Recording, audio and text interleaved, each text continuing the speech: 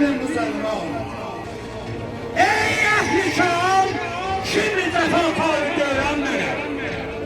Dünyaya zulme sansini geçsem dağıtmışam. Yıktım gefa ile evladı Heyder'in evi. Zehra eyalini çöllere namen dağıt.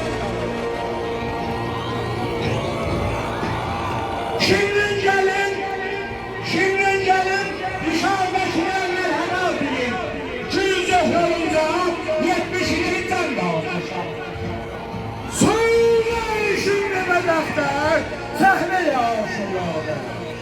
Reyletin Abbası şiir porunu bir pervada. Ekber-i Ziba Yusuf bin Adem bir dedi. İzzet-i Yasemin'in Şehzade Nasır'dan bir dedi. Abbasi öldürenler cuşa gelip eyledi. Ekber gelinde Peşkah Zeynep benim mülküm. Ehli hayal güneşlerine